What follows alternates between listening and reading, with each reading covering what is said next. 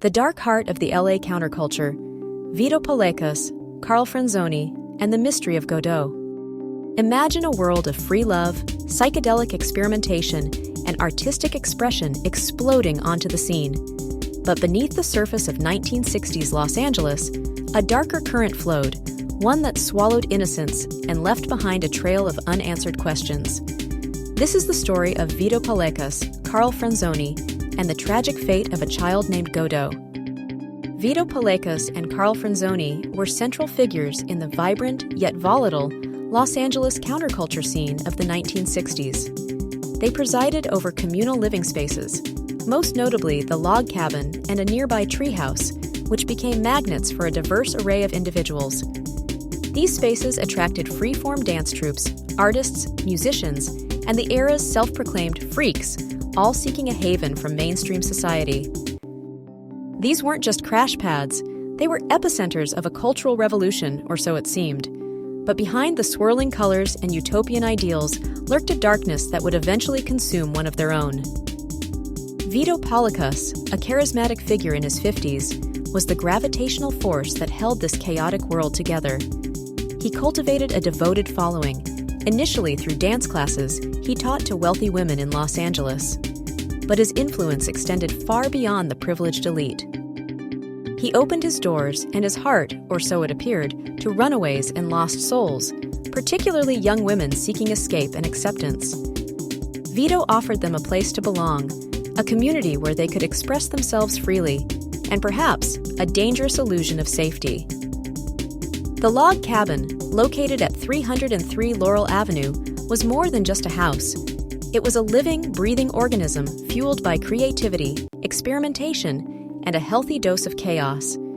It served as a central hub for a wildly diverse group of individuals, each drawn to its promise of freedom and artistic expression. Among its residents were members of the band Fraternity of Man, known for their counterculture anthem, "Don't Bogart Me." The log cabin also attracted luminaries like Tim Leary, George Harrison, and Ravi Shankar, drawn to its reputation as a haven for psychedelic exploration and artistic collaboration. Intriguingly, the house also housed staff from The Oracle, a publication with unsettling ties to intelligence agencies. At its peak, at least 36 people lived and partied within the walls of the log cabin and the nearby treehouse, a testament to its magnetic pull and the sheer density of the counterculture scene. The Oracle, a San Francisco-based publication, played a significant and potentially sinister role in shaping the counterculture landscape. While ostensibly dedicated to promoting psychedelic art and philosophy, the publication had unsettling ties to intelligence agencies, raising questions about its true agenda. The Oracle specialized in pitching psychedelic occultism to impressionable youth, subtly influencing their beliefs and behaviors. This raises the specter of manipulation and control within a movement that ostensibly championed freedom and individuality. Vito's freeform dance troupe was a fixture on the Sunset Strip, performing at clubs and immersing themselves in the burgeoning psychedelic scene. They rehearsed tirelessly, often accompanied by live music, including sessions with the legendary band, The Byrds. The aim was to capitalize on the growing popularity of psychedelic music and dance, to ride the wave of cultural change sweeping through Los Angeles. Kim Fowley, a notorious figure in the music industry, recognized Vito's influence and the opportunity it presented for bands like The Byrds to connect with a wider audience. In May 1968, the log cabin underwent a significant shift in its power dynamic when Frank Zappa moved in. While Zappa's arrival brought a new creative energy to the space, it also marked a turning point for the original inhabitants. Franzoni and his cohorts remained, but their influence began to wane under Zappa's increasingly dominant presence.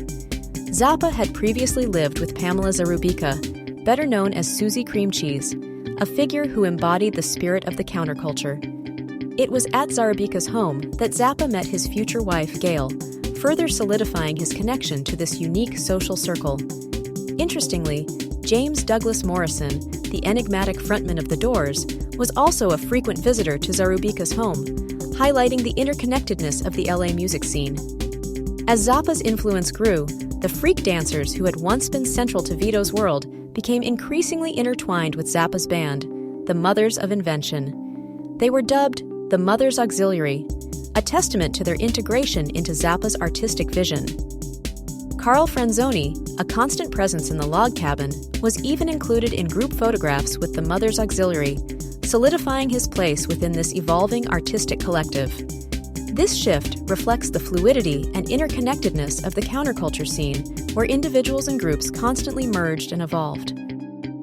Carl Franzoni occupied a room in the basement of the log cabin, a space that seemed to reflect his eccentric and unpredictable personality. He was known for his outlandish behavior, often engaging in bizarre antics that pushed the boundaries of social norms. One particularly memorable anecdote describes Franzoni bowling naked and intoxicated in the middle of the night, a testament to the uninhibited and often chaotic atmosphere of the log cabin. This anecdote, while humorous, also hints at the underlying instability and potential for recklessness that permeated the commune. Christine Furka, a young woman whose life would tragically be cut short, also resided in the basement of the log cabin. Her story is a cautionary tale of the dangers lurking beneath the surface of the counterculture's promise of freedom and self-expression.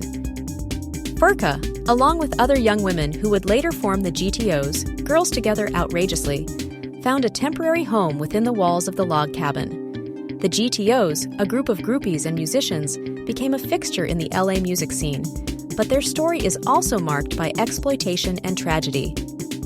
The story of Vito Paulekas and the log cabin takes a chilling turn with the death of Vito's son, Godot. This tragedy casts a long shadow over the seemingly idyllic world of free love and artistic expression, revealing the darker underbelly of the counterculture. Godot Paulekas, a child who was briefly featured in Life magazine in 1966, became a symbol of the commune's unconventional lifestyle. Tragically, Godot never made it past the age of 3, by most accounts. His life cut short under circumstances that remain shrouded in mystery and conflicting accounts. The circumstances surrounding Godot's death are disturbingly unclear, with various accounts offering contradictory details. This lack of clarity only deepens the sense of unease and raises troubling questions about the events that transpired at the log cabin. Barry Miles claims that Godot fell through a trapdoor on the roof, while Michael Walker suggests he fell from a scaffold at the studio. San Francisco Weekly reported that he fell through a skylight at age 5, while Pamela Desbarres claims he fell through a skylight at age 3.5. Perhaps the most disturbing account comes from Alban Pfisterer, who alleges that Godot was given acid and subsequently fell off the roof. Adding to the confusion, Robert Carl Cohen, a close associate of Vito Paulekas, claimed that Godot died at age 2 due to medical malpractice. Cohen's account contradicts all other versions of the story, further complicating the already murky circumstances surrounding Godot's death. Given Cohen's close relationship with Vito, it is possible that his account is biased, intended to protect Vito from potential blame or scrutiny. Regardless of the truth, the conflicting accounts paint a disturbing picture of a chaotic and potentially negligent environment where a young child's life was tragically lost. The story of Vito Paulekas, Carl Franzoni, and the log cabin is more than just a glimpse into the 1960s counterculture. It's a cautionary tale about the potential for darkness to lurk beneath the surface of even the most idealistic movements. It highlights the potential for tragedy within its seemingly free-spirited embrace. The lack of clarity surrounding Godot's death underscores the chaotic and potentially dangerous environment of the commune, where boundaries were blurred and responsibility was often evaded. The various accounts, each offering a different version of the truth, leave us with a sense of unease and unanswered questions. What really happened to Godot Paulekas? And what does his tragic fate reveal about the true cost of freedom and experimentation? If you found this exploration into the dark heart of the LA counterculture as unsettling and intriguing as we did, please hit the like button and subscribe for more deep dives into forgotten histories and untold stories. Share this video with your friends who are fascinated by music history, true crime, and the hidden corners of the past. And most importantly, let us know in the comments what other historical mysteries you'd like us to investigate next. Your curiosity fuels our passion for uncovering the truth.